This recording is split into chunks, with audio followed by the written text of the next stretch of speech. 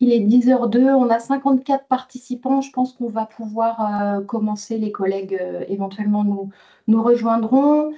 Bonjour à toutes et à tous pour ce webinaire sur la nutrition qui sera animé aujourd'hui par Marine Mihalevitch, que je remercie, diététicienne de l'association Défi Santé Nutrition. Pour ceux qui ne me connaissent pas, je suis Béatrice Massier, chargée de mission QVT, et je suis accompagnée de Rose Brusson, notre stagiaire à l'accueil pendant un mois à l'ARS.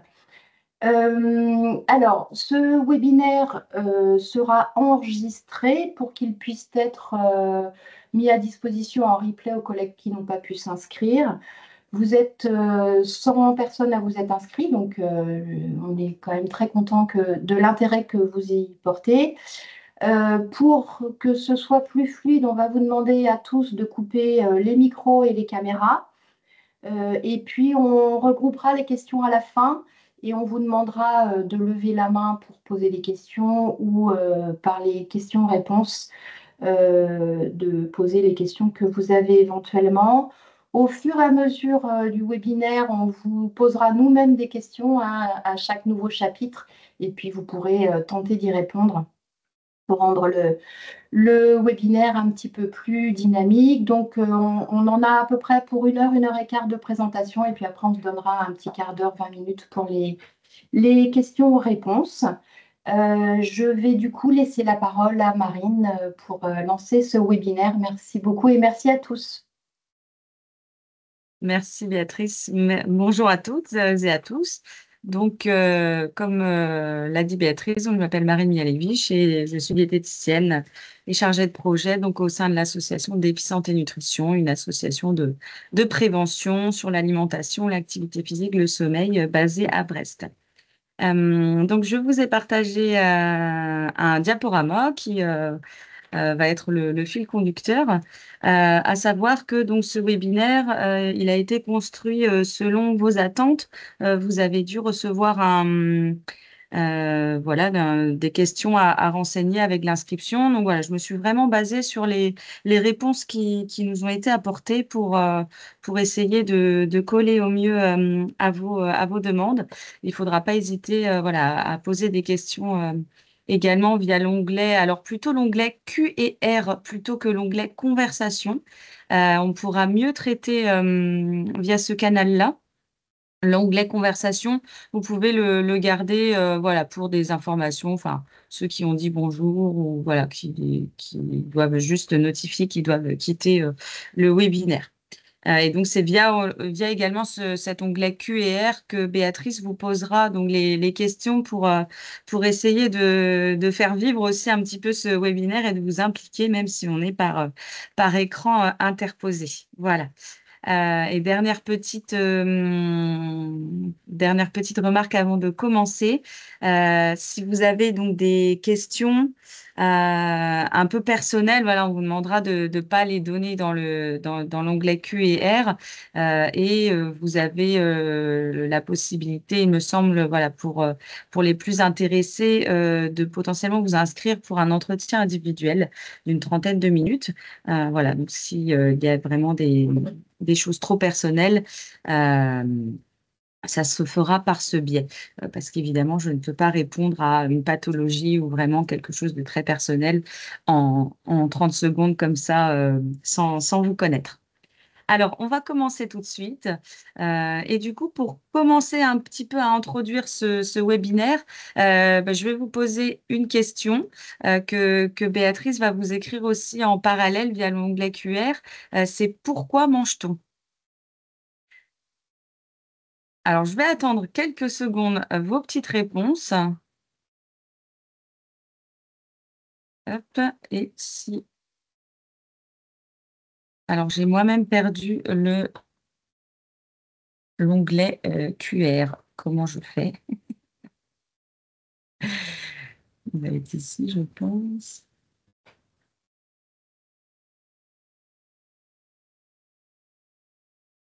En haut de votre écran. Oui, mais j'ai plus qu'une petite barre qui s'affiche pas très bien. J'ai peur de faire une bêtise. Pourquoi ça s'est mis, je ne vois plus si je fais ça. Ouh, c'est bon. C'est pour ça. Alors, hop, j'avais perdu la... Voilà. Alors, n'hésitez pas à répondre. Moi, je vais aller voir aussi. OK, c'est bon, j'ai C'est bon. accès. Alors, donc, on voit pour faire tourner la machine par plaisir. OK. Est-ce qu'on a des nouvelles pour faire fonctionner notre machine? Très bien. Hop. Pour apporter à notre organisme les nutriments nécessaires à son fonctionnement. OK. Donc là, déjà, on a, comment dire, des questions, des réponses un petit peu différentes. Pour reprendre de l'énergie, pour répondre à un besoin énergétique. OK. Là, on a une réponse assez complète pour avoir de l'énergie, pour le plaisir, pour conjurer le stress par ennui, satisfaire les besoins nutritionnels. Très bien. Hop. Pour réfléchir, bouger. OK. Donc, on a déjà un panel de réponses assez varié pour faire fonctionner notre corps. Très bien. Eh bien, écoutez, là, on a une réponse très complète, pardon. Moi, pour répondre à cette question, ben, je vais reprendre un des termes que vous avez utilisés. Il y a notamment Marie-Louise qui nous a parlé de besoin, pour répondre à un besoin énergétique. Alors, on va manger, en effet, pour répondre à des besoins ou à des fins. On peut vraiment employer les deux termes. Et on va avoir un besoin énergétique, mais on va avoir différents besoins que je vais vous énoncer tout de suite après. Je vais repasser en mode présenté. Voilà, comme ça vous aurez le plein écran. Et alors moi, vous voyez que je vais utiliser le mot faim, mais vous pouvez utiliser le mot besoin. C'est vraiment du pareil au même. Donc pourquoi on mange? Eh ben, on mange pour répondre à des fins. Quand on parle du mot faim, on est beaucoup quand même sur la faim du ventre, hein. Qui a faim dans le corps? Eh bien, on se dit que c'est plutôt le ventre, c'est plutôt l'estomac qui va vraiment correspondre à la faim énergétique ou aux besoins énergétiques. Le corps, en effet, pour fonctionner, il a besoin de carburant, hein. Il y avait beaucoup de réponses sur l'énergie. Et donc, en effet, on va avoir un besoin, je vous le détaillerai un petit peu après, qui va dépendre de notre âge, de notre poids, de notre taille, de notre sexe et puis de notre activité physique. Ça va représenter une première faim. Cette faim, comment elle va se définir? Elle va vraiment se manifester pour quand est-ce qu'on a besoin d'énergie, hein, si on fait un peu le parallèle avec un téléphone portable, par exemple. C'est vraiment quand notre téléphone va nous indiquer que la batterie est faible et qu'il faut venir le charger. Le corps va venir nous envoyer des signaux de faim et surtout, ça va nous donner une indication sur la quantité, hein, et donc la quantité d'énergie que l'on va avoir besoin à cet instant T. Et comment on va avoir cette notion de quantité? C'est pas forcément, et on a souvent tendance à penser que c'est, comment dire, l'intensité de notre faim, mais l'intensité de notre faim ne donne pas forcément la quantité que l'on va manger. Je m'explique. On peut avoir une batterie, déchargée à 20 entre guillemets, mais pour autant, on va pas avoir une faim énorme. C'est simplement le moment à laquelle on va manger, hein, on va répondre à ce besoin, qui va nous indiquer cette intensité, hein. Plus j'attends, plus évidemment je vais avoir de besoin, mais évidemment, on va pas être, si j'attends 10 minutes, ma faim va augmenter, mais je ne vais pas avoir, un besoin en énergie qui va être doublé. Là où on va vraiment avoir, une indication sur la quantité, c'est vraiment sur, l'aspect de satiété. La satiété, ça va vraiment nous indiquer la quantité que l'on va manger et à savoir, bah, quand est-ce que je vais m'arrêter de manger. On peut avoir la notion d'appétit, mais vraiment la satiété, hein, c'est quand je ressens le besoin, bah, de m'arrêter de manger. Alors ça, c'est des notions, qui peuvent paraître un petit peu, floues, hein, et plutôt, complexe à ressentir en tout cas au niveau physique, mais ça va vraiment être la base, hem, la base pour l'écoute de notre corps et de nos sensations, alimentaires. Je vais revenir après sur les autres fins, et on va en parler, on va développer, beaucoup la deuxième fin, la faim nutritionnelle, mais En tous les cas, on parle beaucoup souvent de ce qu'on met dans notre assiette. Et c'est d'ailleurs le titre du webinaire que la santé dans mon assiette, mais on n'a pas vraiment, l'important n'est pas vraiment ce qu'on met dans notre assiette, hein, c'est très important, mais on va avoir vraiment l'écoute de notre corps, hein, qui va être primordiale, notamment lors de nos changements corporels et j'en dirai un petit mot aussi. Voilà, tout au long de notre vie, on va avoir une évolution des besoins en fonction aussi qui va être corrélée avec l'évolution de notre corps et de notre métabolisme, hein, le passage à l'adolescence, par exemple, où là, on va avoir les besoins qui vont grandement évoluer. Quand une femme attend un enfant également, on va avoir des évolutions. Et puis également, en vieillissant, le passage avec la ménopause et l'andropause, où on va avoir aussi des variations assez qui peuvent être assez importantes. Et là où on va avoir vraiment un impact, c'est vraiment de se recentrer sur soi et d'être à l'écoute de son corps et de ses sensations de faim et de satiété. La sensation de faim, elle peut se manifester de différentes façons. On peut avoir vraiment des manifestations physiques, mais aussi des manifestations plutôt mentales, psychologiques, hein, avec une difficulté de concentration, d'attention, une certaine irritabilité, hein, également quand on a faim. On va être moins patient, hein, et puis un petit peu plus irritable, parce qu'on est en manque d'énergie tout simplement. On peut ressentir aussi des signaux physiques, bien entendu, dans le ventre, hein, qui vont se localiser, des gargouillements, hein, ou gargouillis, une sensation de creux, hein, dans l'estomac, ou alors vraiment des crampes d'estomac qui peuvent être plus ou moins agréables à supporter. On peut des fois vraiment avoir mal au ventre par faim, mais en tout cas, on n'a pas forcément cette sensation qui dure dans le temps, hein. Dès les premières bouchées, c'est une sensation qui va vraiment se diminuer. On peut avoir également des maux de tête, hein, un petit peu des vertiges. Alors là, c'est sur une faim qui est un petit peu plus importante. Et puis, on peut également ressentir des frissons, puisque quand on est en dette un petit peu d'énergie, eh bien, le corps va se mettre en mode, comment dire, limitation d'énergie, hein, comme quand on est sur le téléphone avec une batterie faible et donc on va, employer beaucoup moins d'énergie à, maintenir notre température corporelle, par exemple, parce que le corps sait qu'on a une petite variable quand même. Donc on peut être un petit peu plus sujet aux variations de température et avoir un petit peu froid. Ouais. Donc toutes ces sensations, hein, peuvent nous indiquer, qu'il est temps de manger, tout simplement. À contrario, par exemple, de l'heure, hein, on a souvent, on va dire: «Bah, voilà, pourquoi je mange?» On aurait pu répondre: «Bah, je mange parce que c'est l'heure». Peut-être que ça a été mis, je n'ai pas pu, potentiellement voir toutes les réponses, parce que vous êtes beaucoup, mais voilà, beaucoup de personnes peuvent me répondre ça. Et en effet, l'heure, peut être un indicateur pour se donner un rythme sur la journée. C'est important de pouvoir manger à heure régulière, mais sans oublier non plus, vraiment l'écoute de nos sensations de faim et de nos sensations alimentaires. Même si malheureusement, on ne peut pas toujours écouter nos sensations alimentaires, quand on est au travail, par exemple, et que notre pause déjeuner est à telle heure. Si je commence à avoir faim, à 11h30 et que je ne peux pas partir en pause déjeuner avant 12h30, eh bien, il va bien falloir que je prenne mon mal en patience, entre guillemets. Ou alors prévoir une petite collation parce que je sais que, entre mon petit déjeuner et le déjeuner, il y a une trop grande plage horaire. La sensation de satiété, à l'inverse, donc c'est vraiment le moment où je vais m'arrêter de manger. La sensation de satiété, elle est plutôt liée à une diminution du plaisir alimentaire. On va ressentir un peu une lassitude. J'aurais pu vous poser la question également, quand est-ce que vous vous arrêtez de manger? On peut me répondre, quand l'assiette est vide, quand j'ai mangé mon dessert, quand je n'ai plus envie des aliments, quand j'ai moins de plaisir, quand quand je sens mon ventre lourd. Il y a plein de réponses possibles.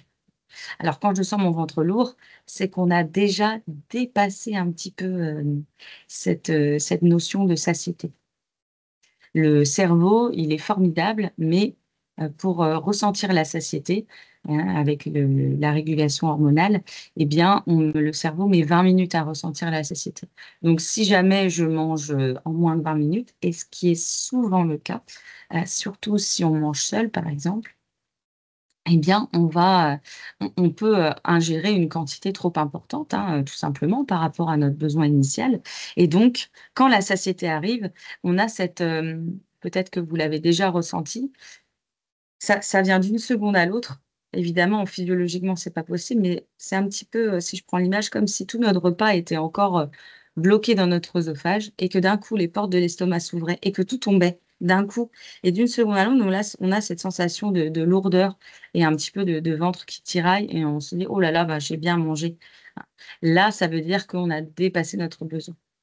On ne doit pas se sentir lourd après un repas. Mais à contrario, on ne doit pas se lever de table en ayant encore faim. Ça, c'est toute c'est toute la petite mécanique et le petit calcul à faire, hein. C'était un petit peu une mode il y a quelques années de ça, de dire que on se levait de table en ayant faim. C'était une technique pour potentiellement perdre du poids.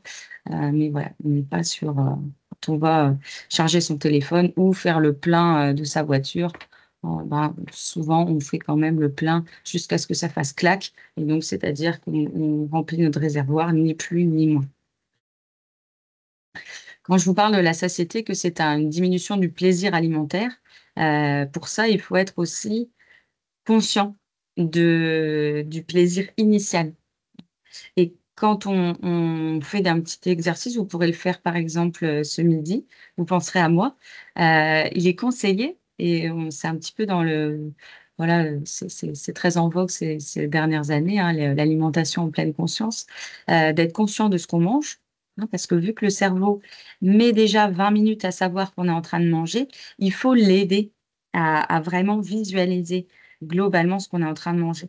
Et c'est-à-dire que si je mange devant la télé, ou si je prends l'exemple, voilà, d'une journée de travail et que je mange, comme c'est souvent le cas, devant mon ordinateur, par exemple, eh bien, avec, évidemment, je sais me repérer dans l'espace, je sais porter la fourchette à ma bouche sans regarder, mais du coup, on n'a pas ce visuel et mon cerveau ne prend pas conscience via vraiment la vision, que je suis en train de manger. Donc, c'est vraiment important déjà de regarder ce qu'on est en train de manger et de pouvoir apprécier et prendre du temps aussi à savourer aussi les différentes saveurs et le plaisir que l'on peut ressentir. Et ce qu'il est conseillé de faire pour vraiment avoir ce plaisir initial, eh bien, ça va être de faire les 2-3 premières bouchées de votre repas. On ne parle pas de faire tout le repas, mais les 2-3 premières bouchées en silence, vraiment concentré sur ce que vous êtes en train de manger, pour vraiment ressentir les textures, les goûts, les saveurs, pour vraiment se dire, bah voilà, ah oui, OK, ce plat-là, ce que je suis en train de manger, bah, ça me procure tel plaisir. Et c'est comme ça qu'on va pouvoir ressentir qu'on a une diminution. D'un coup, on peut se dire: «Ah, j'en ai plus envie, je suis un petit peu lassé». Et là, ça veut dire que notre corps a comment dire? A pris assez de nutriments, tout simplement.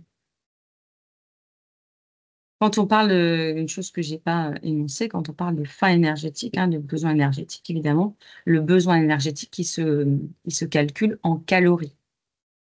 Quand on dit le mot calories, on peut souvent penser à des choses, plutôt, alors négatives ou autres, hein, on peut souvent penser, voilà, bah, c'est le poids, les calories, c'est les régimes, c'est le gras, c'est le sucre, alors que simplement les calories, c'est une unité de mesure, hein, ni plus ni moins de l'énergie, et donc chaque aliment, en effet, va apporter une charge calorique, hein, plus ou moins importante, en effet, mais on ne peut pas, se dire qu'avec tel aliment, je vais prendre du poids, hein. Il n'y a aucun aliment sur terre qui peut nous faire maigrir et aucun aliment sur terre qui peut nous faire grossir, même, n'importe quelle concentration énergétique soit-il. Puisque, ça va vraiment être la quantité que je vais en manger, hein, la fréquence aussi, c'est est-ce que je vais dépasser mon besoin énergétique, hein, en fonction de mon métabolisme. Mais en tout cas, je pourrais prendre l'aliment le plus énergétique, qui existe, peu importe, est-ce que je vais en manger 20 grammes ou est-ce que je vais en manger 200 grammes? Et c'est ça qui potentiellement, mis bout à bout dans la balance et de tout ce qu'on va manger sur la journée, va faire que l'on aura dépassé notre besoin journalier. Et vraiment, j'insiste sur ce besoin. Alors, là, pour le moment, sur mon écran, je n'ai pas l'onglet questions-réponses. Je vais anticiper peut-être une question ou une réponse. Ne me posez pas la question de combien de calories vous avez besoin. Je ne vous répondrai pas là parce que ça va dépendre de plein de paramètres et le besoin énergétique, il peut varier aussi en fonction du jour et de la période de l'année, de notre activité. Donc, vraiment, on ne peut pas répondre. Les moyennes, ça correspond à tout le monde et à personne en même temps. Et donc, vous pouvez trouver des petites, comment dire, formules sur Internet. Vous rentrez votre poids, votre âge, votre taille, etc. Et puis, ça va vous donner un besoin énergétique.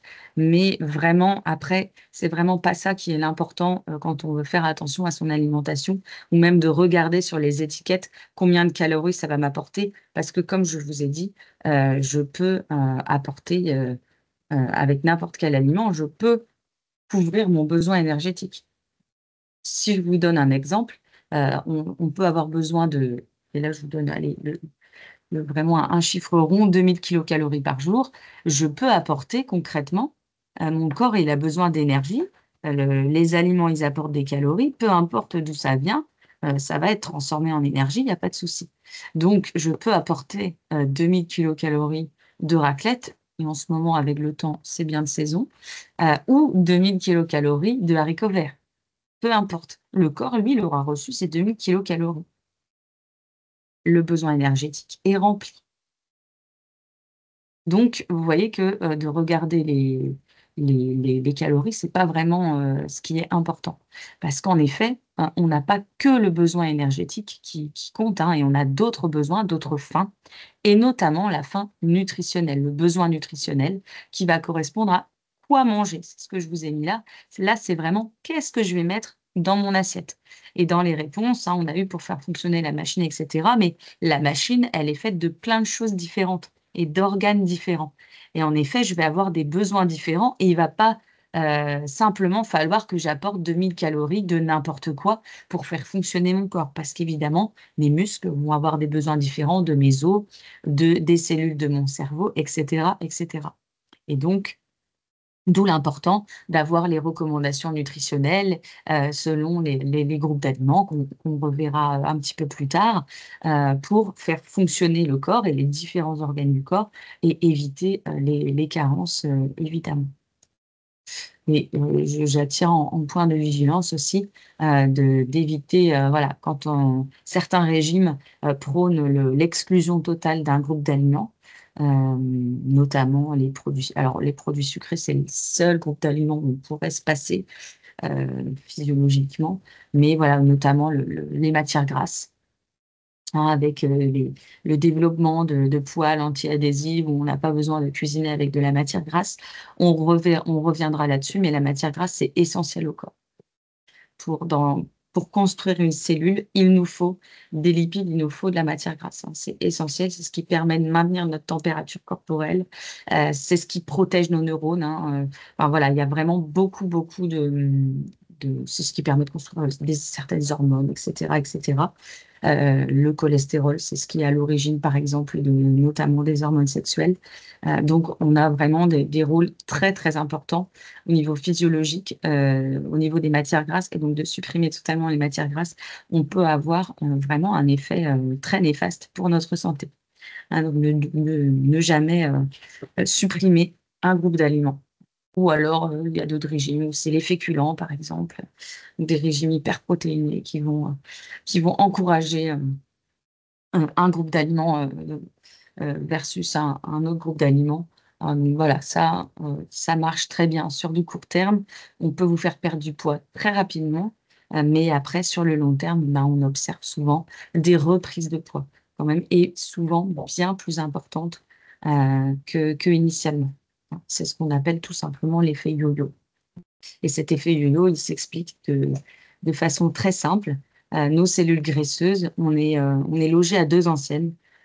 Une cellule graisseuse, quand on prend du poids, eh ben, elle va grossir. Et si je perds du poids, elle va rediminuer en taille. Ça, c'est quand, on va dire, on a de la chance avec le métabolisme. Mais la plupart des personnes, ça fonctionne pas comme ça. Et si vous savez comment un fœtus se crée, ben, vous allez comprendre tout de suite. Évidemment, quand un embryon qui se développe, au départ, c'est une cellule qui va se diviser en deux, puis en quatre, puis en huit, etc. Et ben là, c'est pareil. Les cellules graisseuses, quand elles vont grossir en prenant du poids, en fait, elles vont se diviser. Et j'ai beau perdre du poids après, j'ai quand même deux cellules, alors qu'avant, j'en avais qu'une. Donc, je ne peux jamais poids initial d'avant. Et petit à petit, ben, j'ai un nombre de cellules qui est plus important. Et donc, ben, je vais avoir un poids plus important aussi. Alors, on a parlé des deux fins. Alors là, je vous les ai mis, je vous ai mis deux, puis trois en dessous, mais c'est pas forcément par ordre de priorité, hein. On a d'autres fins et je vois, enfin, si je me souviens bien, dans toutes les réponses, on a eu à peu près toutes les fins différentes qui ont été citées, donc c'est très bien. Et de ne pas oublier, en effet, le plaisir, hein, dans l'alimentation, c'est vraiment une chose principale. Surtout, voilà, j'ai commencé à en parler quand on parlait de satiété, hein, pour vraiment ressentir la satiété avec cette diminution du plaisir. Là, on va appeler ça la faim sensorielle, hein, c'est un petit peu, comment dire, la gourmandise. La faim sensorielle, c'est vraiment, je vais avoir une envie, hein, imaginez, je vous donne un exemple, euh, on a pris son petit déjeuner et puis vous allez au travail à pied ou alors juste à côté de votre travail, vous avez une boulangerie. Et puis, qu'est-ce qui se passe? Ben, vous sentez d'abord les odeurs, et puis vous arrivez devant la vitrine et là, vous allez voir les bons pains au chocolat et vous avez envie d'aller acheter un pain au chocolat. Ça, c'est vraiment la stimulation sensorielle. Et là, qu'est-ce qui motive cette envie ressentie par le corps? C'est pas un besoin d'énergie, c'est pas un besoin de nutriments, c'est vraiment un besoin de plaisir pur.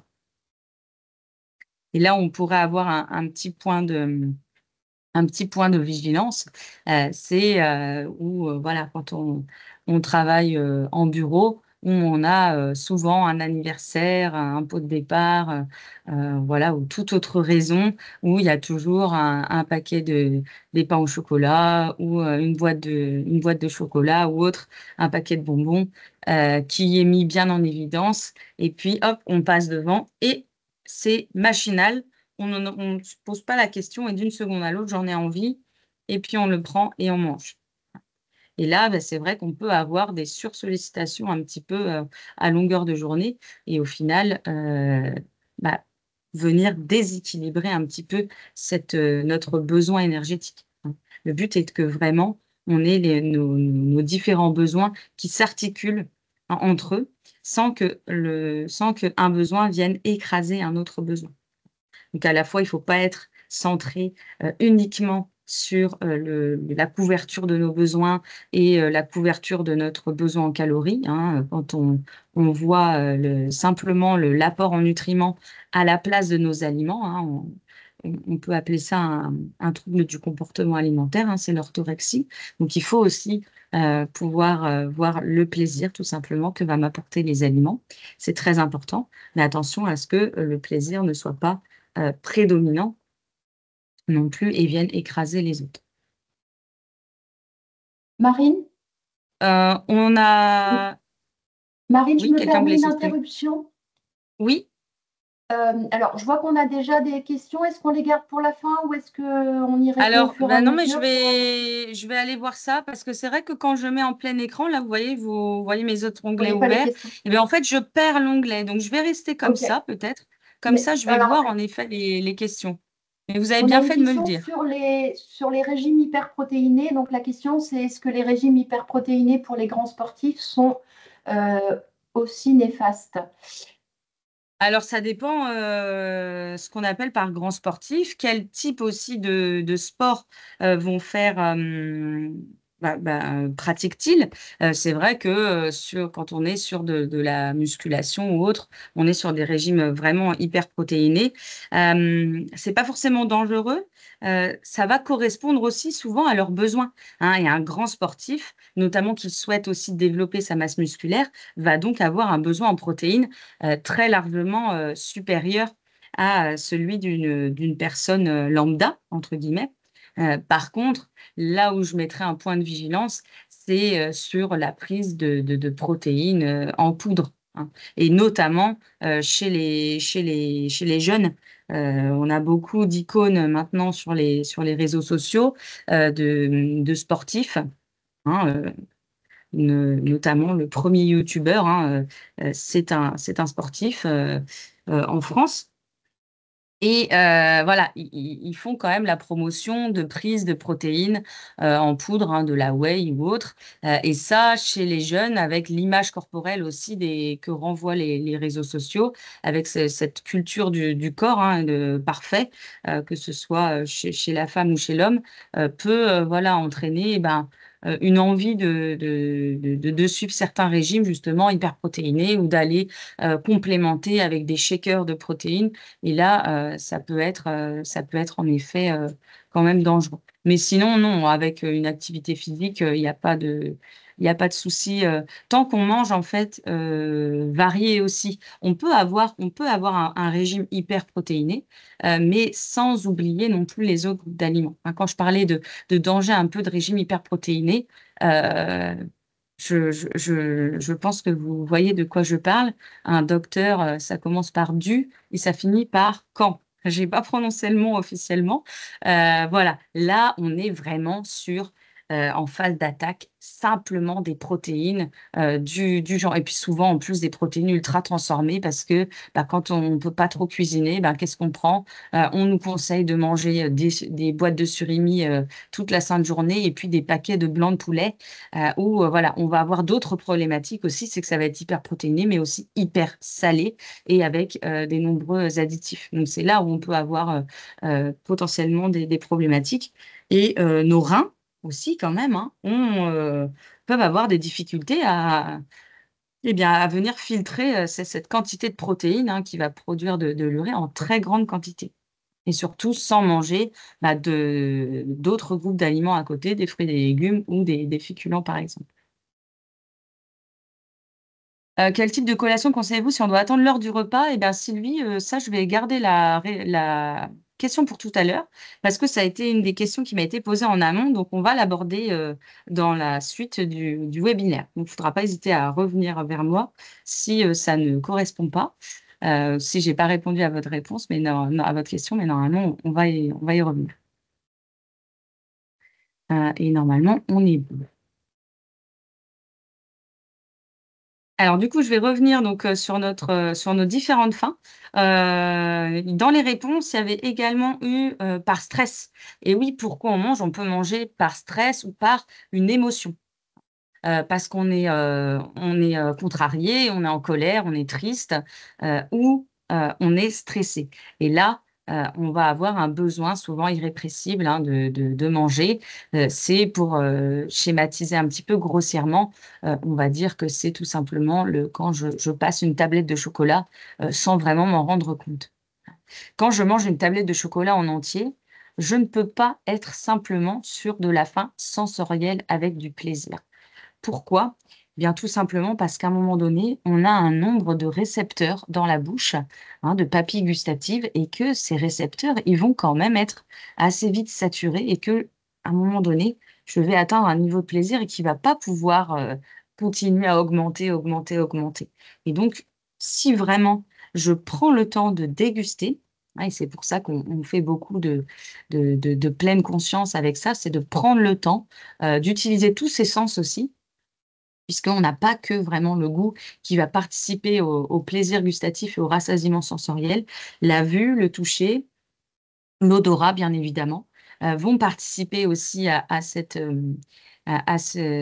rassasiement, hein.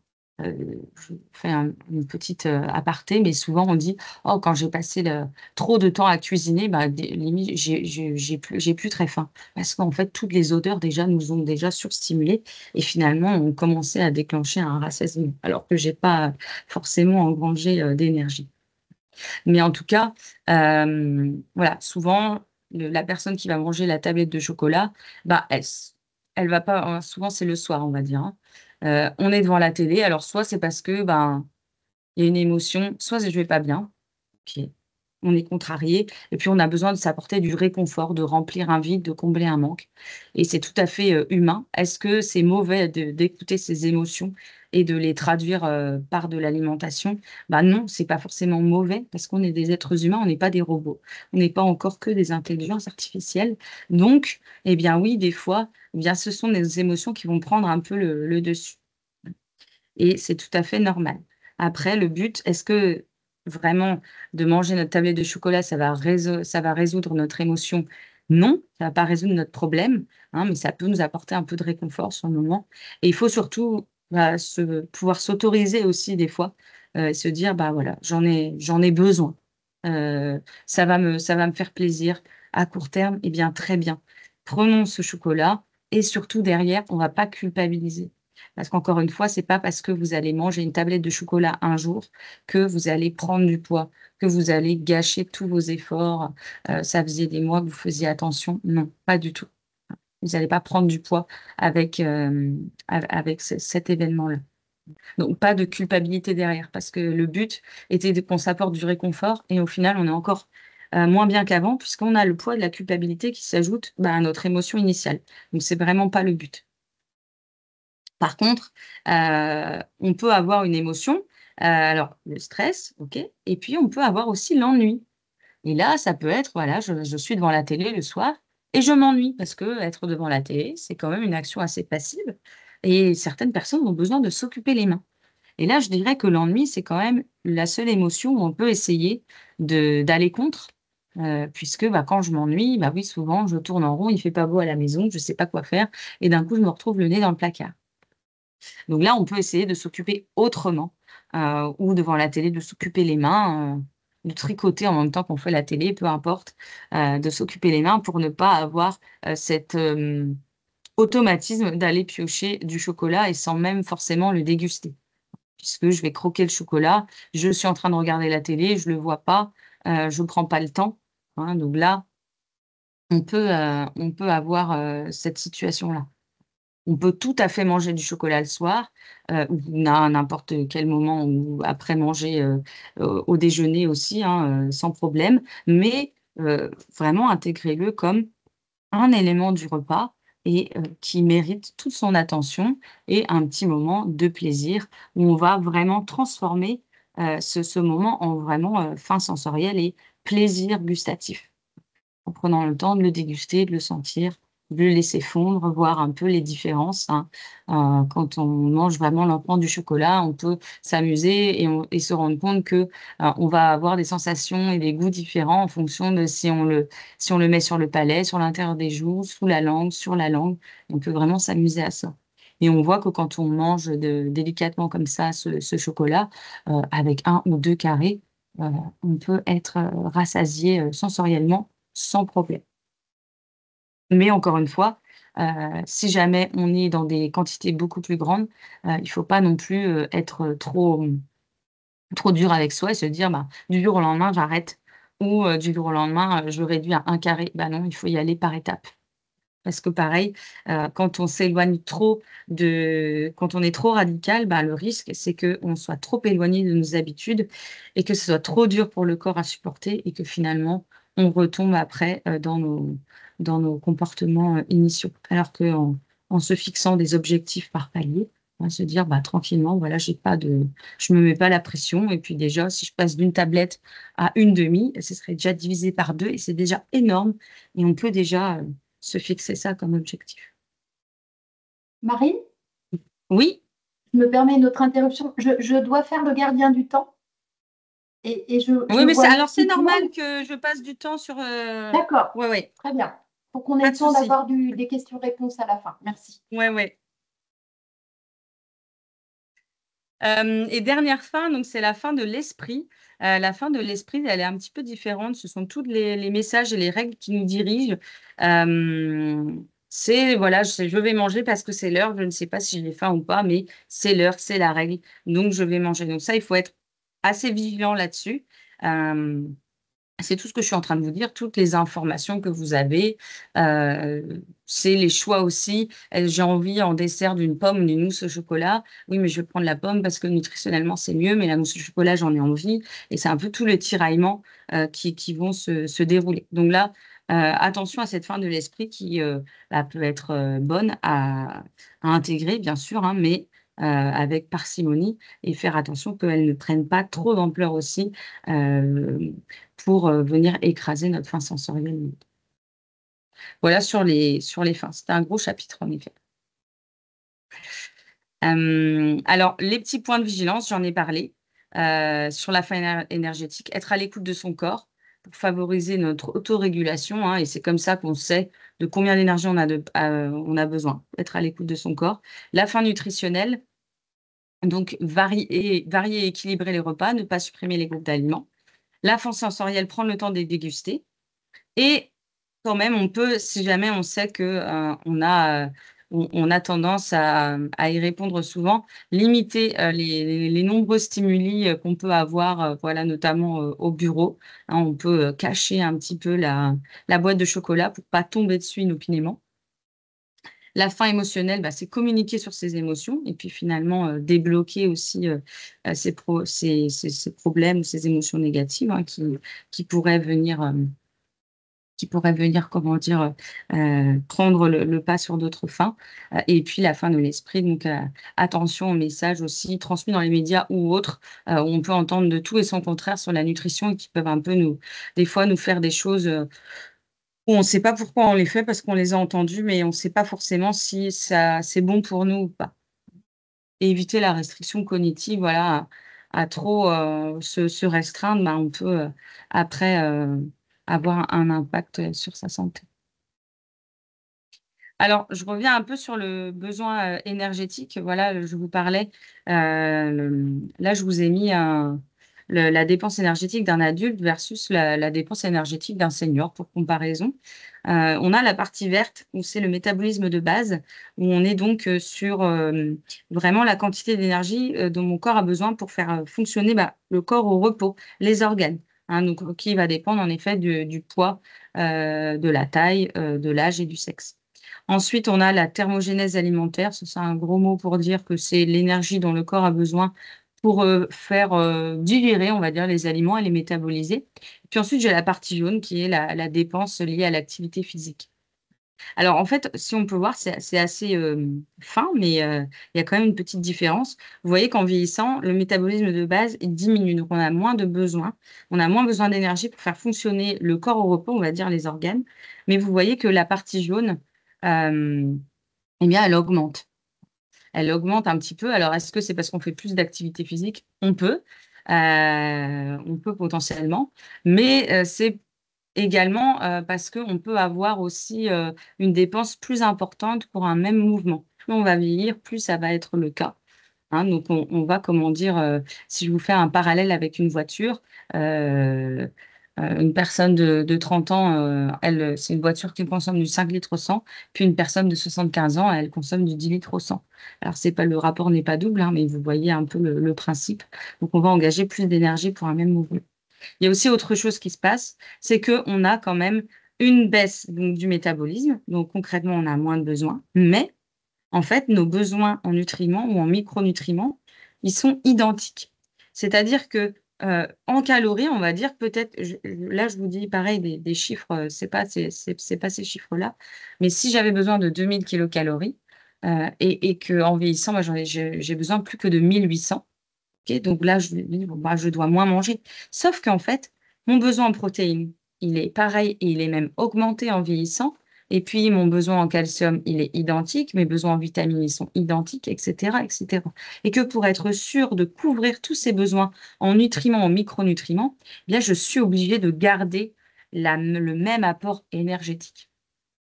Et donc, pour ça, là, on va se dire, oui, mais du coup, je vais avoir plus d'apport que de dépenses.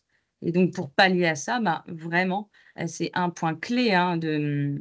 Alors là, j'ai mis un exemple vers 65 ans, mais voilà, le début de ces évolutions, de ces changements commence tranquillement vers 50 ans, enfin à partir de la ménopause et de l'andropause. Hein.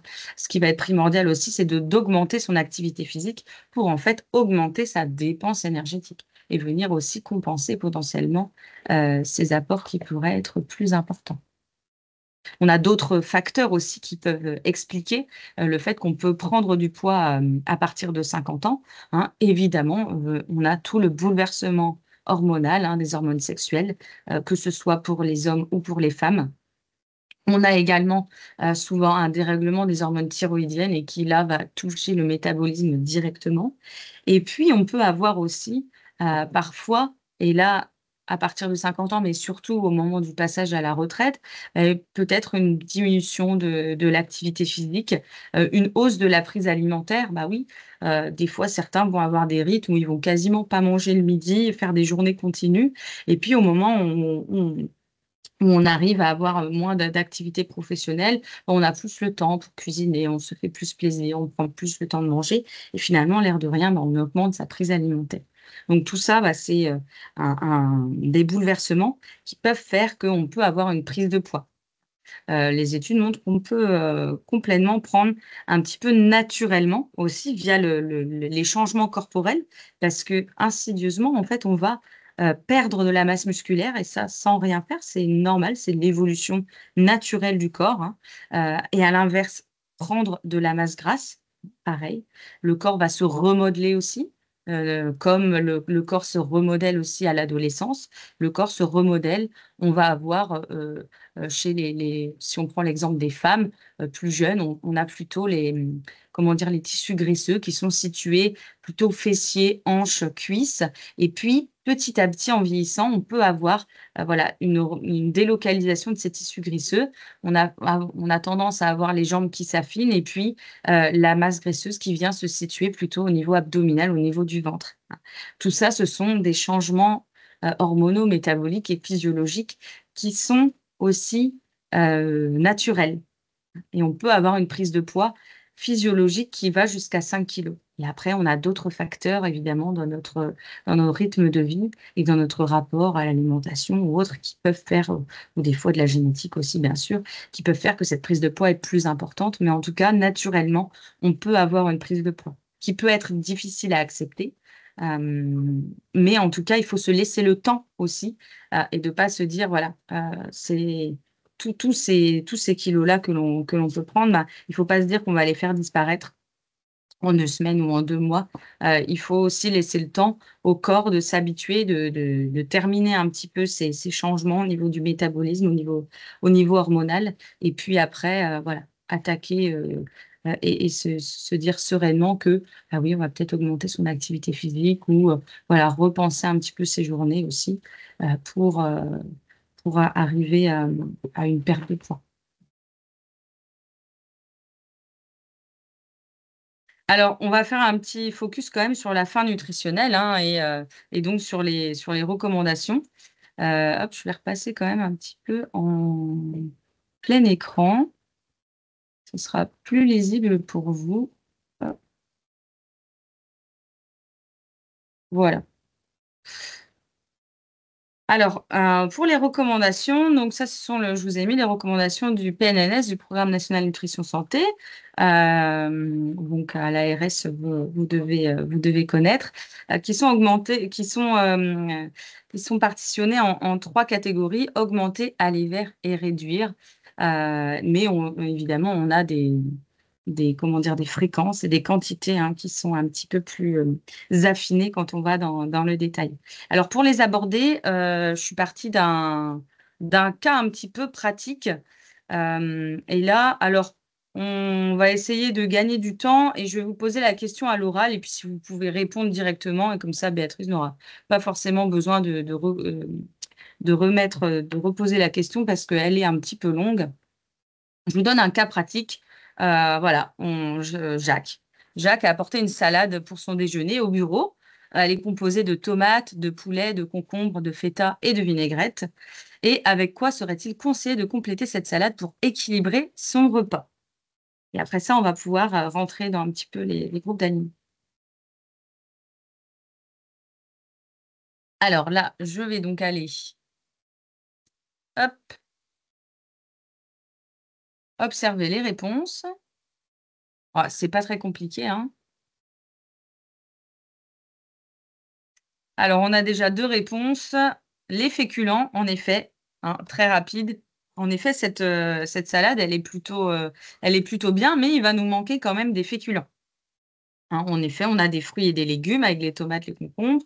On a une source de protéines avec le poulet. On a une source de matière grasse avec la vinaigrette. Et puis, on a une source de produits laitiers avec la feta. Mais il nous manque les féculents.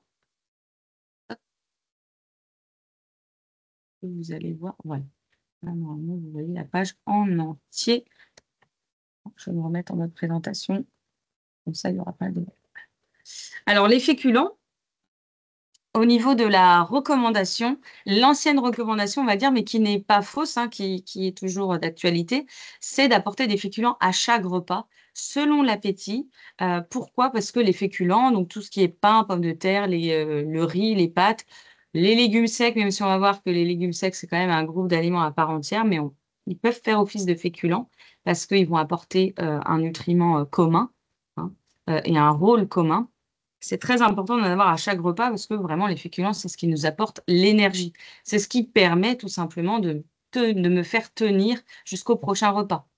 Là, Jacques, il pourrait manger cette salade-là, ça serait très bien, mais peut-être qu'il n'arriverait, enfin, il n'arrivera certainement pas à 20 h à son repas du soir, hein, sans avoir faim avant, puisqu'on aura vraiment une source d'énergie manquante.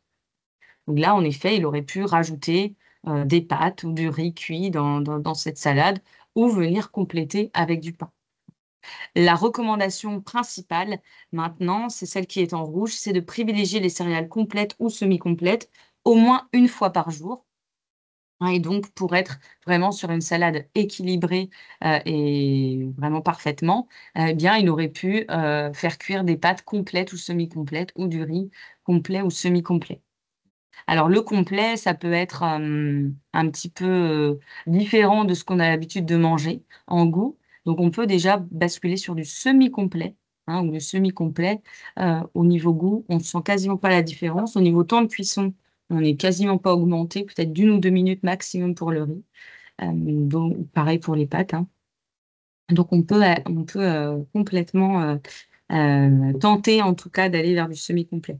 Pourquoi on privilégie ça? Eh bien parce que les céréales semi-complètes ou complètes vont être riches en fibres, hein, beaucoup plus riches en fibres que les céréales raffinées et donc au niveau de la satiété, vont nous permettre de tenir plus longtemps aussi et en France, on manque de fibres. Globalement, on ne consomme pas assez de fibres. Quand on bascule vers des céréales complètes ou semi-complètes ou du pain aux céréales ou pareil complet, l'idéal, c'est de le prendre bio parce qu'évidemment, quand je consomme ma céréale complète, eh bien, j'ai les enveloppes extérieures de la céréale qui ont subi les traitements. Hein, que quand je consomme une céréale raffinée, on a pris un petit peu le cœur de la céréale et donc on a enlevé les enveloppes extérieures qui ont reçu le plus de traitements. D'où l'importance de, si possible, tendre vers du bio. Et de limiter évidemment les produits ultra transformés dans ce groupe d'aliments, mais dans toute notre alimentation de toute façon.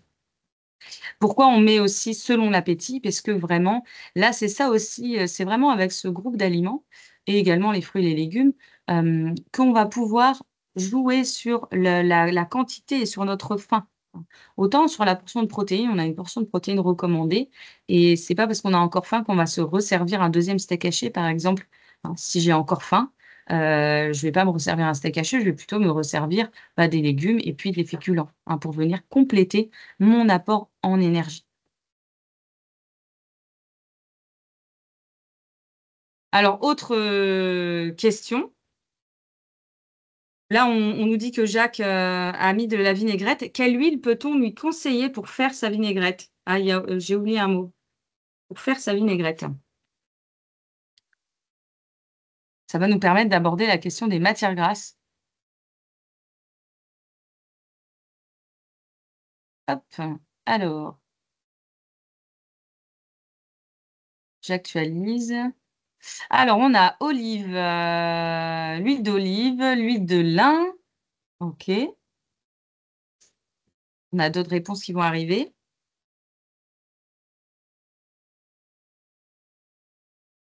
Non, pas pour le moment.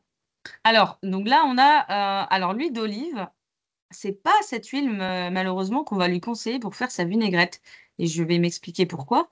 L'huile d'olive est une huile qui est très recommandée, hein, bien sûr, mais pas forcément pour faire la vinaigrette. Ah, on a une nouvelle réponse, l'huile de colza. Elle va tout à fait. Les deux dernières réponses, hein, l'huile de colza ou également l'huile de lin, peuvent être tout à fait conseillées. Alors, hop, je reviens ici. Voilà.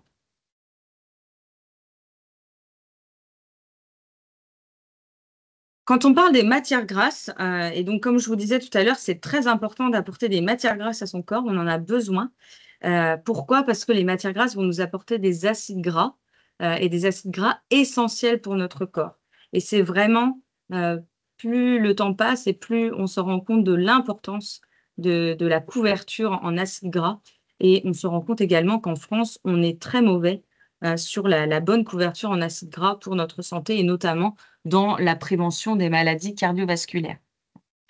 Si la recommandation avant sur les matières grasses, c'était de limiter, la quantité de matières grasses. Mais maintenant, on est plutôt sur, voilà, il faut jamais supprimer ça. C'est en quantité recommandée et de qualité surtout et c'est le choix de nos matières grasses qui vont être primordiales. La recommandation, c'est donc d'aller vers de l'huile de noix, de colza et d'olive. Alors vous voyez que là, j'ai pas parlé d'huile de lin. Pourquoi on ne parle pas d'huile de lin dans les recommandations officielles? Parce que c'est des huiles qui sont un petit peu spéciales, qu'on ne trouve pas dans n'importe quel supermarché, qui peuvent être onéreuses, voilà. Mais sinon, l'huile de lin fonctionne très bien aussi. En cuisson, on va avoir l'huile d'olive qui est recommandée. On peut tout à fait faire de la cuisson avec. Il y en a qui disent que ça ne tient pas la température. Ça tient la température, évidemment. N'allez pas faire de friture avec de l'huile d'olive, mais pour mettre dans le fond de sa poêle, pour faire cuire des légumes, peu importe, il n'y a aucun problème. On peut mettre de l'huile d'olive. Alors, on est en Bretagne, mais évidemment, donc, la cuisson au beurre n'est pas recommandée. Le beurre est plutôt recommandé cru ou enfin tartiné à cru ou fondu, en tout cas, sur les aliments, hein, sur un morceau de viande, sur des pâtes, sur des légumes, voilà, fondu en fin de cuisson, puisque voilà, le beurre, quand il noircit, peut avoir des composés cancérigènes. Alors certains vont me dire: «Oui, mais moi je mélange l'huile et le beurre, comme ça ne fait pas brûler le beurre». Oui, mais souvent on a tendance à mettre du coup notre quantité de beurre et la quantité d'huile. Donc là, par contre, j'apporte peut-être une quantité trop importante. Donc il faut être vigilant avec ça, ne pas faire double emploi non plus. Donc vraiment ce qui est recommandé en cuisson, on est sur l'huile d'olive. Je vous ai mis aussi l'huile d'arachide plutôt en friture. Là vraiment, vous voulez faire de la friture pure, l'huile d'arachide ou l'huile de pépins de raisin, vont apporter, vont très, très bien tenir la température. Par contre, voilà, en cuisson, l'huile d'olive, en prévention des maladies cardiovasculaires, c'est très intéressant parce que ça apporte des acides gras, alors pour ceux qui connaissent, les acides gras monoinsaturés ou oméga 9. On parle beaucoup des oméga 3, mais les huiles d'olive apportent plutôt des oméga 9 qui sont très importants pour la santé cardiovasculaire. Et en revanche, pour l'assaisonnement, donc la vinaigrette, l'important, c'est de mettre une huile qui contient des oméga 3. Pourquoi? Parce que les oméga 3, ça ne supporte pas la chaleur. Donc, on ne peut jamais utiliser d'huile de colza dans sa poêle, par exemple. Ça, c'est vraiment proscrit, même si vous achetez une bouteille d'huile où c'est marqué assaisonnement et cuisson, hein, les bouteilles vertes, là. Souvent, c'est des huiles raffinées, hein, donc on conseille évidemment des huiles de qualité, hein, de première pression à froid, vierge extra et cetera, qui ont été pressées mécaniquement, hein, et pas par, procédé, avec, une technique de chauffage qui détruit aussi les D-vitamines très importantes qui sont dans les matières grasses.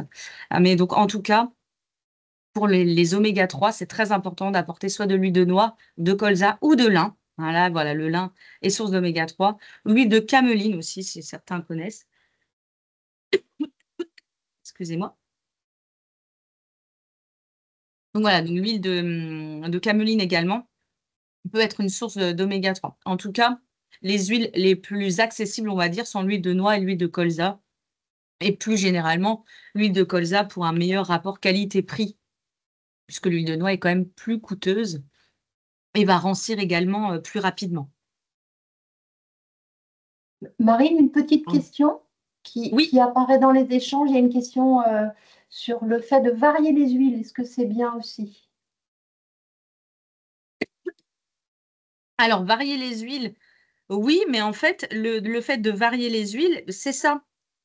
C'est de varier entre j'ai l'huile de noix ou de colza en assaisonnement et j'ai l'huile d'olive en cuisson. Après, de varier les huiles pour la cuisson, on peut, mais pour des recettes particulières, par exemple, où certains vont dire que l'huile d'olive n'est pas très, n'est pas très gustative. Je sais pas, moi, il m'arrive, quand je le fais plutôt, j'aime beaucoup la cuisine asiatique et donc je fais beaucoup de wok, de wok en tout genre. Et donc, c'est vrai que là, il m'arrive de cuisiner pas mal avec l'huile de sésame. Mais voilà, c'est vraiment au niveau gustatif. Pourquoi je vous parle de ça? Parce qu'en fait, l'important, pourquoi on insiste vraiment, vraiment, vraiment sur les oméga 3, parce que ça a des rôles vraiment essentiels et qu'on est très, très, très carencé en France, globalement. Si vous regardez là les quantités, vous voyez que ah, j'ai une quinte de tout qui arrive. Si vous voyez les quantités, on est sur une demi à une cuillère à soupe par repas, hein. Donc on est excusez-moi.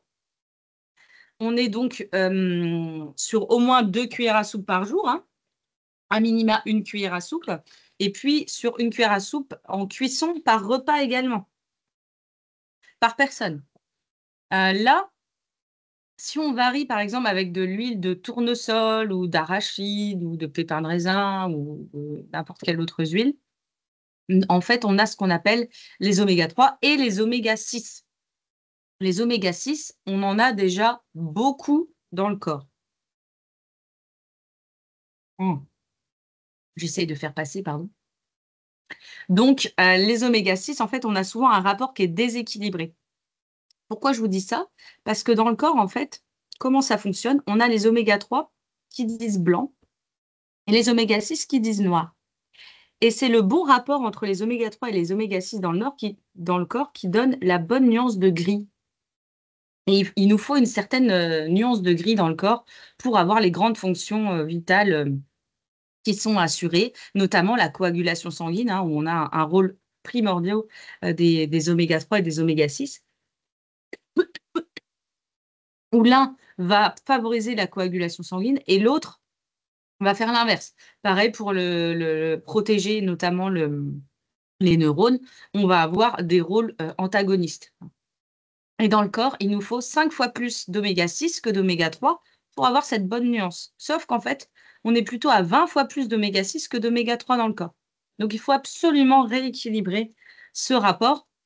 Et c'est pour ça qu'on insiste tellement sur l'assaisonnement avec des oméga 3. Évidemment, on a d'autres aliments, notamment les poissons gras, hein, tout ce qui est sardines, truites, maquereaux, harengs, saumon, qui sont recommandés, hein, d'en consommer au moins une fois par semaine pour apporter également des oméga 3.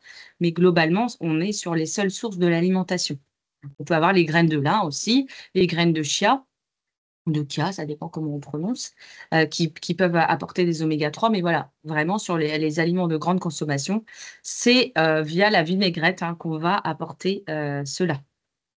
Et donc, varier les huiles, on peut varier entre noix, colza, lin, mais je vous recommande vraiment d'avoir à minima 2 bouteilles d'huile à la maison. C'est une bouteille de colza et une bouteille d'huile d'olive.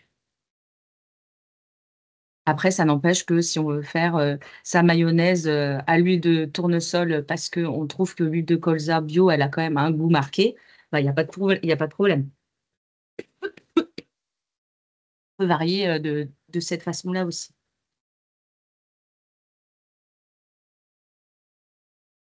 Alors une autre question, avec quoi aurait-il pu, remplacer le poulet dans sa salade?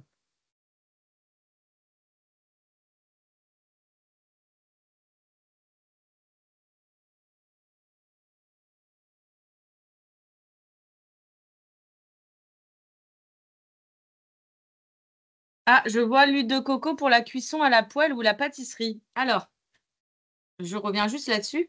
L'huile de coco, en fait, c'est c'est une huile qui est très en vogue.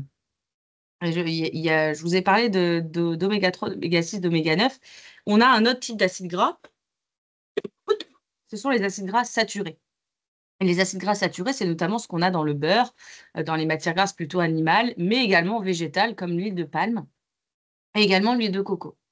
Alors, l'huile de coco, on dit que alors ce sont des acides gras saturés, mais différents, qui auraient moins d'impact sur le corps parce que les acides gras saturés, en excès, seraient quand même en partie responsables des maladies cardiovasculaires, hein, et notamment des plaques d'athérome.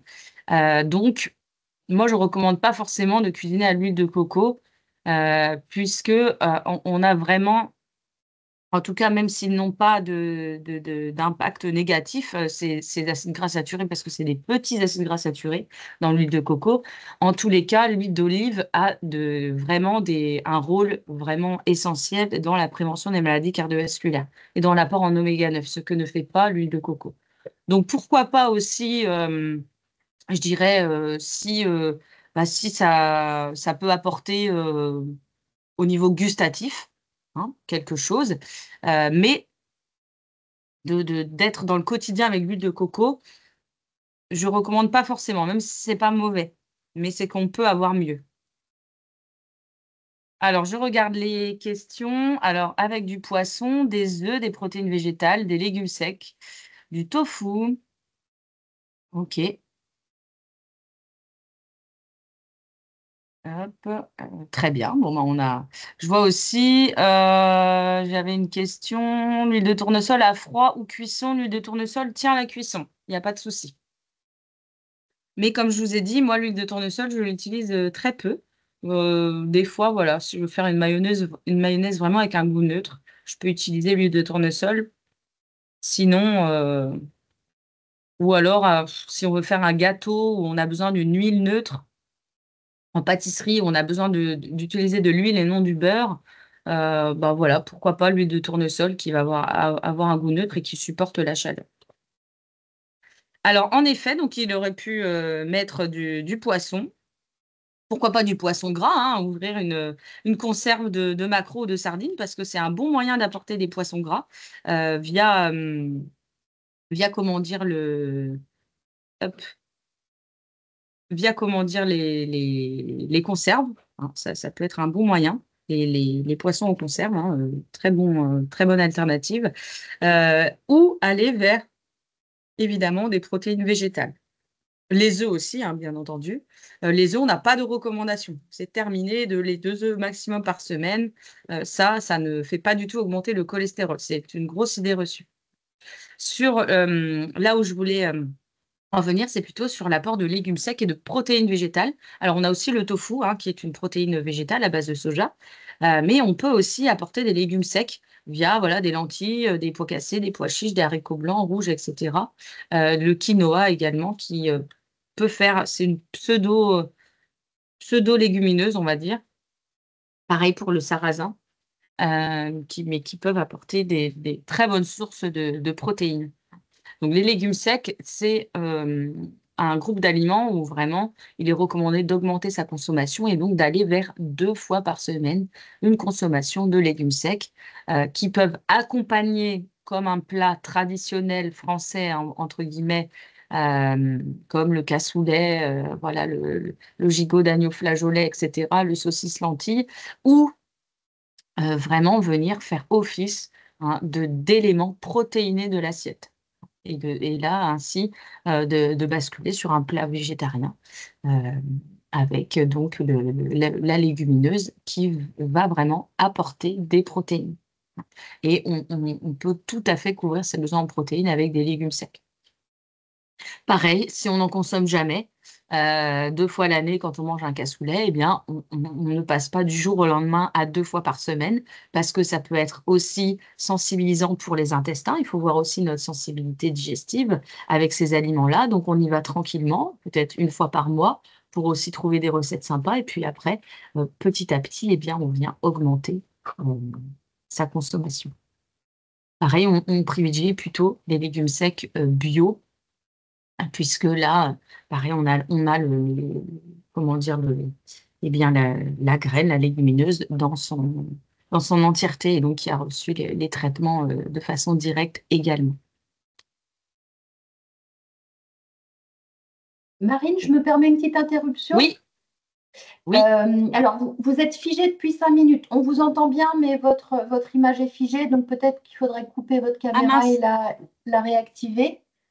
ok, Et je fais toujours le gardien du temps, il est ouais, 11h12. Ouais, voilà. merci. Est-ce que c'est mieux? Ça y est, vous êtes revenu. Merci. Ah, super. Alors, une autre question, toujours sur cette salade. Est-ce que Jacques peut prendre un yaourt en dessert après cette salade?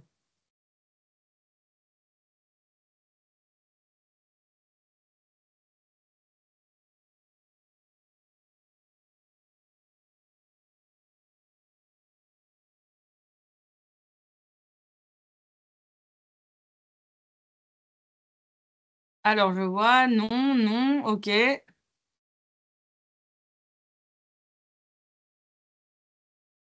Alors, en effet, il pourrait, hein, évidemment, hein. Ah, là, on a des oui, pas nécessaire car on a déjà un produit laitier. Oui, tout à fait. Là, en effet, on a déjà une source de produits laitiers dans cette salade puisqu'il a mis de la feta, hein. Donc, la recommandation, on est sur 2 à 3. Alors, veuillez m'excuser puisque là, c'est mon diapo. Oui, c'est 2 portions par jour. J'ai dû prendre une diapo pour des seniors où là, on est à 2 à 3. Pour les adultes, on est sur 2 portions par jour, hein, de produits laitiers. Avant, on était sur 3 portions. Maintenant, on est descendu à 2 portions par jour, puisqu'on a, en fait, globalement, les besoins en calcium sont assez largement couverts, via notamment les fruits et les légumes aussi, hein, où vous connaissez tous la recommandation des 5 portions par jour. Également aussi les fruits oléagineux, hein, donc tout ce qui est noix, noisettes, amandes, pistaches, qui peuvent nous apporter du calcium, notamment les amandes, hein, donc, et qui sont consommés, qui sont recommandés d'en consommer une petite poignée par jour. Donc, avec tout ça, eh bien, on a nos besoins en calcium qui sont assez bien couverts. Donc, je vous ai mis des exemples de portions, hein, voilà, c'est 30 grammes de fromage, plutôt à 20 à 30 grammes si c'est de la pâte dure, 2 petits Suisses, un yaourt, un verre de lait ou un fromage blanc. Attention aux desserts lactés, qui peuvent être sucrés et ou ultra transformés et qui ne sont pas des produits laitiers. Donc là, en effet, on pourrait plutôt lui conseiller un fruit en dessert, puisque donc il a déjà pris un produit laitier dans sa salade. Alors je voyais, il y avait une réponse aussi à un yaourt végétal.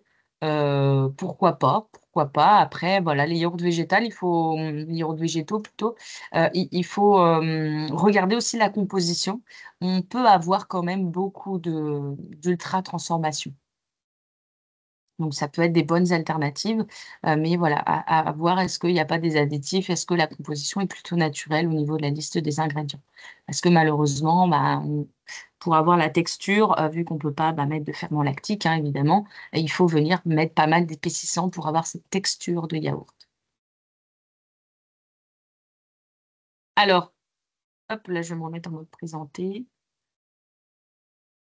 Donc, si on récapitule, bah voilà, au déjeuner, et ça va être pareil pour le dîner, on va donc avoir alors de l'eau, hein, ça, la boisson évidemment, de l'eau toute la journée, hein, des féculents pour avoir de l'énergie, 1 à 2 portions de fruits et de légumes, cuits et crus, l'idéal dans un repas parfait, parfait, parfait, on a 1 portion de crudité, que ce soit un légume ou un fruit. Et ça, c'est vraiment l'idéal, hein. C'est pas forcément, on n'est pas obligé de le faire tout le temps, tout le temps. 1 portion de protéines, hein, où on va avoir 100 à 150 grammes à répartir donc sur 1 à 2 repas, hein, de viande, de poisson ou d'œufs, hein, et puis ou de légumes secs, hein. Un produit laitier, potentiellement, en sachant qu'on en a 2 par jour, donc on est après à nous de les répartir, soit entre le petit déjeuner, le déjeuner, le goûter, si on en prend un, ou le dîner. Et puis, environ donc 2 cuillères à soupe d'huile en assaisonnement et en cuisson. Donc, en tout cas, c'est important de manger. Alors, vous voyez, les crudités pour apporter des fibres, des vitamines, et puis surtout, avec ces crudités, de manger de la vinaigrette pour avoir une source d'oméga 3. Hop là, j'ai été, alors une petite question sur, la collation. Donc là, on délaisse, Jacques et on va, avec Lise. Donc il est 18 h. Lise a un petit creux. Mais on pourrait dire n'importe quelle heure, hein, de toute façon, ça marcherait en matinée ou dans l'après-midi. Quel aliment pourrait-on lui proposer? Là, je vous ai mis plein de vous pouvez me faire aussi d'autres propositions, mais je vous ai mis soit une banane, du pain avec du pain, un pain au chocolat, hein, du pain avec une barre de chocolat, une barre de céréales, un mélange de fruits secs oléagineux, du pain de mie avec du jambon ou des palais bretons.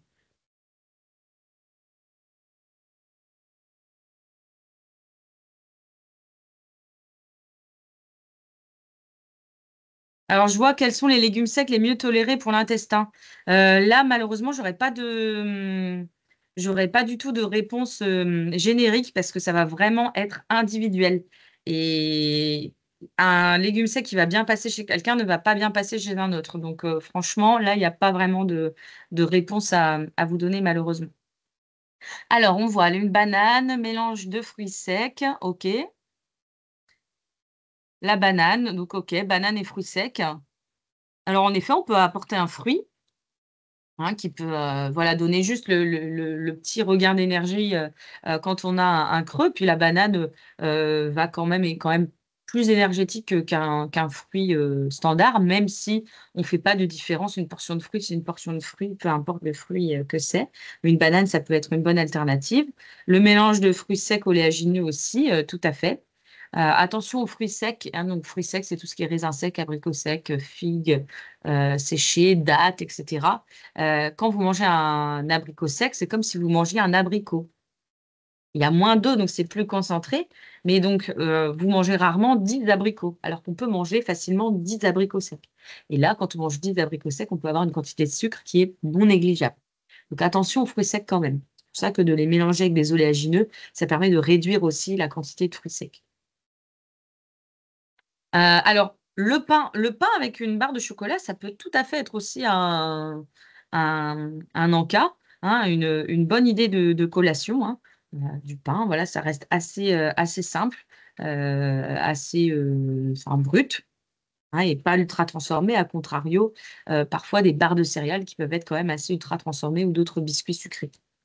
Le palais breton, en soi, on peut avoir des très bonnes compositions, des ingrédients naturels pour faire les palais bretons. Après, évidemment, ce sont plutôt des biscuits assez sucrés et surtout assez gras, qui peuvent, ne pas forcément venir, remplir ce besoin d'énergie, que l'on a et surtout le faire durer. Si, je prends ma collation, par exemple, en milieu d'après-midi pour tenir jusqu'au repas du soir, ça peut être un petit peu long. Alors, hop, je me remets là. Donc là, je vous ai mis des idées de menus, des idées de menus équilibrés, hein. Alors, on n'est pas forcément obligé d'avoir tout le temps une entrée, même si l'entrée favorise quand même la prise de crudités et de vinaigrette, hein. Mais les crudités peuvent être intégrées dans une salade, dans un sandwich, ou alors d'accompagner de salade verte un plat comme des pâtes ou des lasagnes, peu importe, il y a beaucoup de plats, une tarte, qu'on peut accompagner de salade pour apporter justement cette vinaigrette avec ses oméga 3. En pratique, donc si on prend une collation sur le temps de travail, l'idéal, bah, c'est de la prévoir à l'avance pour pas être contraint d'aller, parfois dans certaines entreprises, je ne sais pas si c'est le cas à l'ARS, mais d'aller dans des distributeurs où malheureusement l'offre alimentaire n'est pas forcément, idéale au niveau nutritionnel, hein. Et donc ça peut être un fruit, un petit pain individuel avec du chocolat ou de fromage, hein, parce qu'on peut être sur une collation salée. Je reviens, j'avais pas parlé du pain de mie avec du jambon. Pourquoi pas? Pourquoi pas, mais plutôt avec du pain, du vrai pain, hein, puisque le pain de mie, on est sur un produit qui est ultra transformé et surtout, bon, voilà, on peut avoir le pain de mie, nature, enfin standard et puis le pain de mie, complet. Même si le pain de mie est complet, ça sera quand même au niveau satiété beaucoup moins impactant que du vrai pain. Attention avec le pain de mie. Et puis après, voilà, je vous ai mis des petits conseils. Si on apporte ses repas maison, au bureau, par exemple, bah, c'est de cuisiner en plus grande quantité, évidemment, la veille, hein, pour avoir sa petite boîte pour le lendemain et ainsi pouvoir manger assez facilement du fait maison, même sur son lieu de travail. Et puis quand on fait ses courses, hein, évidemment, on pense bien à acheter bah, les boissons, les fruits, voilà, des choses pratiques aussi à pouvoir apporter, fruits, produits laitiers en dessert, peu importe.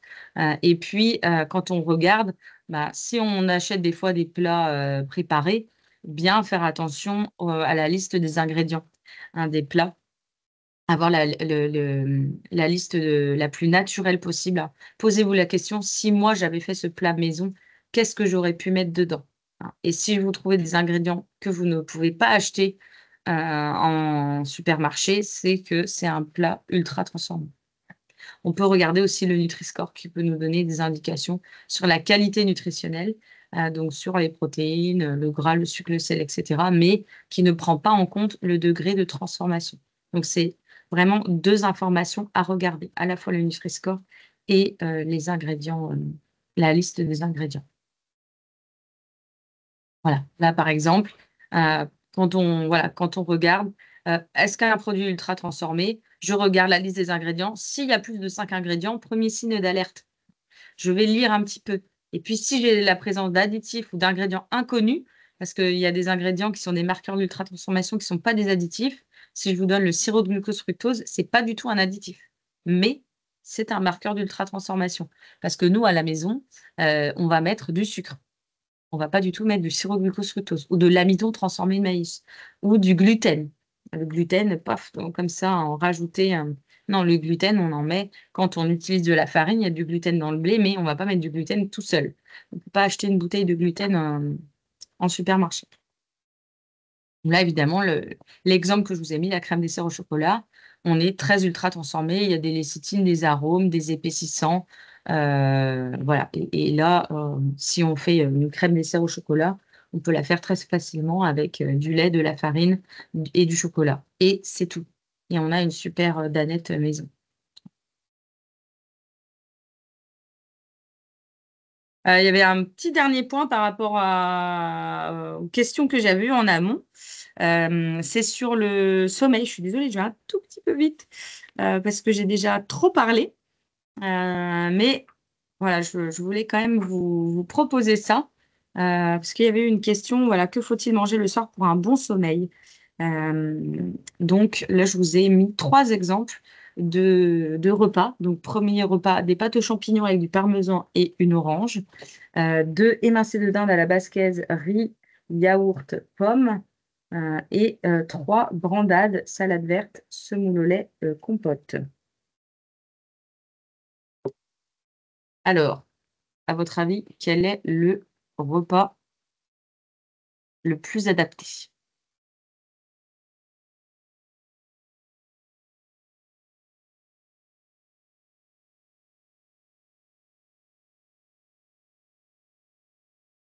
Hop, je vais aller voir les réponses. Tac.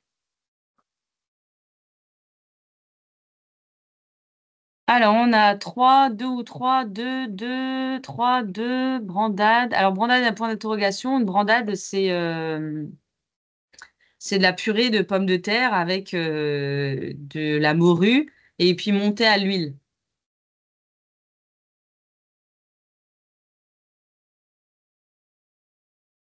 Ah oui, oui, pardon, je sais, pardon. Alors, le 1, le 2, les 3, ok. Bon, là, c'est très variable, les réponses. Alors, en soi, le 1, il est tout à fait indiqué. Et je pense que c'est la réponse qui est revenue le moins souvent. Peut-être ce qui vous a fait dire que le 1 n'était pas indiqué, c'est parce qu'il y a une orange le soir et qu'on nous a dit que la vitamine C, c'était pas bon pour le sommeil, ce qui est entièrement faux. C'est une très belle idée reçue qui est assez présente encore. hein, mais en tout cas, la vitamine C n'a pas du tout d'impact sur le sommeil. Quand on est en manque d'énergie, alors on se dit oui, mais pour avoir la pêche, je veux prendre la vitamine C, mais ça n'a rien à voir. Quand, ça va plutôt permettre une vitalité un petit peu intérieure plus importante, en effet, mais ça ne va pas nous donner un coup de vue. C'est pas du tout une molécule excitante au même titre que la caféine, par exemple.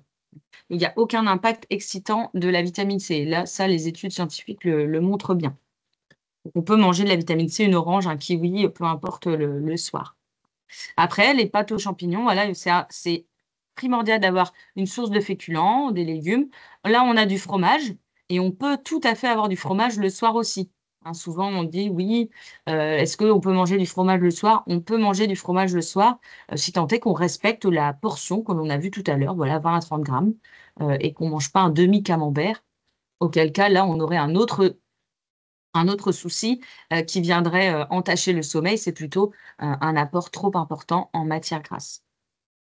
Alors en soi, oui, il y a aucun qui est vraiment mauvais. Le 2 émincé de dinde à la basquaise avec du riz, un yaourt et une pomme, il peut être très bien aussi. On peut apporter des protéines. Alors il faut faire attention que ça ne soit pas trop riche en protéines. Mais l'idéal, voilà, est plutôt d'aller sur de la viande blanche ou du poisson, des œufs, des protéines végétales. On évite trop de viande rouge le soir, qui vont plutôt favoriser l'éveil via la stimulation d'hormones. Par contre, après, on a notre source de féculents, donc ça, il n'y a pas de souci. Et en 3, la brandade, salade verte, semoule au lait, compote.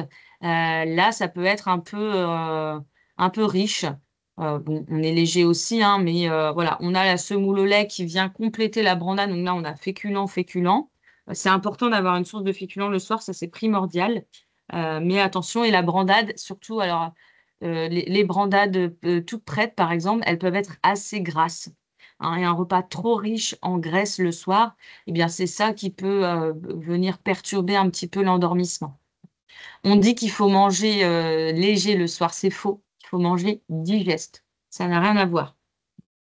Si je vous dis, par exemple, un gratin de chou-fleur, pommes de terre, bacon, et puis en dessert des compotes au pruneau, par exemple, bah là, en soi, il n'y a rien de choquant. Mais par contre, au niveau digestif, pruneau plus chou-fleur, ça peut être compliqué pour certaines personnes. Donc, attention à vraiment aussi la digestibilité de votre repas. Mais globalement, pour un bon sommeil, il nous faut une source de féculents. Ça, c'est vraiment important pour avoir de l'énergie, parce qu'on part pour un jeûne nocturne quand même, hein, entre le repas du soir et le lendemain matin.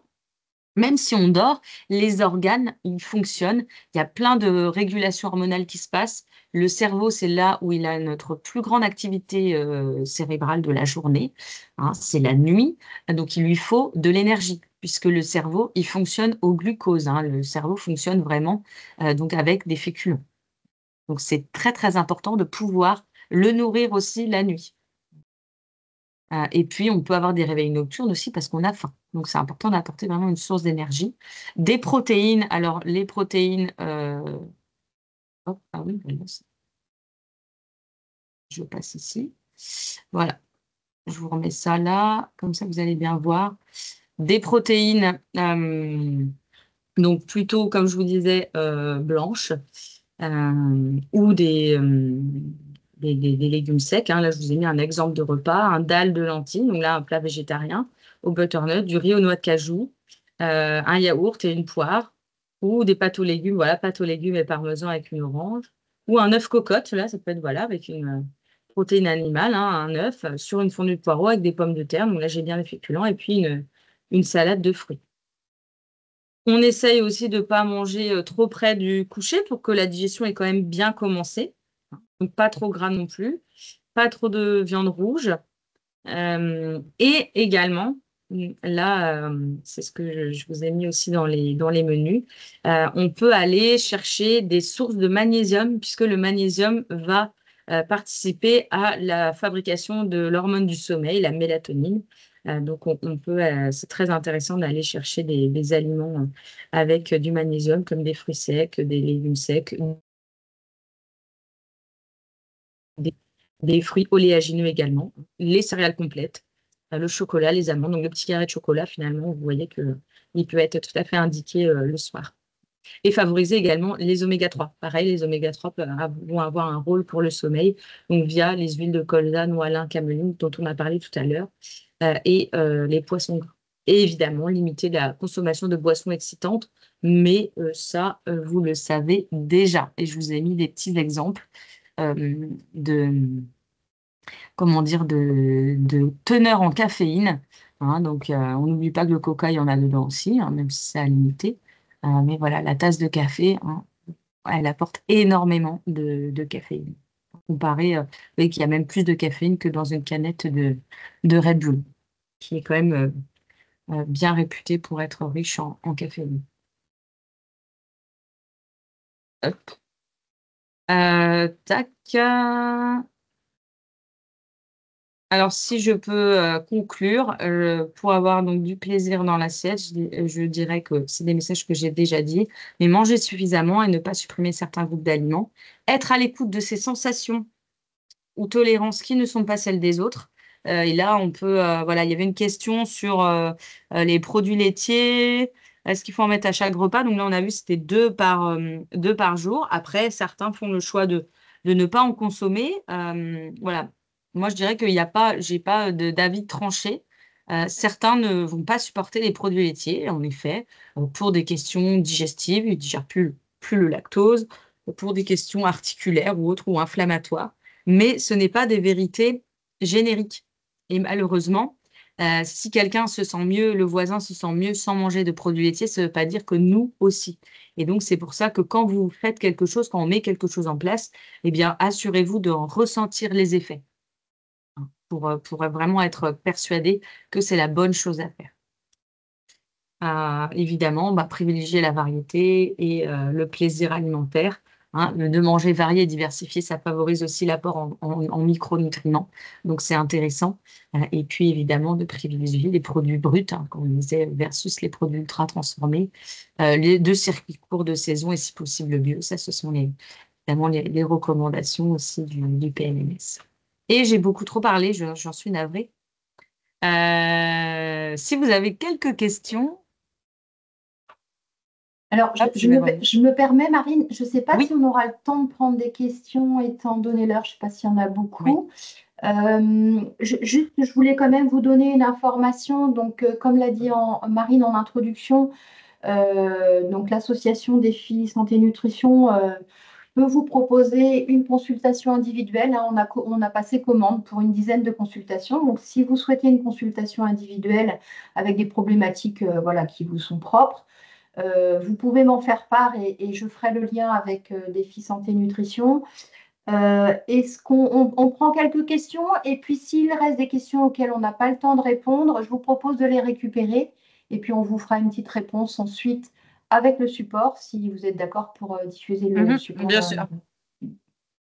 Alors, est-ce qu'il y a des questions? Alors, il y avait une question à laquelle on n'a pas répondu tout à l'heure, c'est est-ce que les desserts à base de soja doivent être limités en consommation? Oui, je crois que je l'ai vu passer en raison des phytohormones.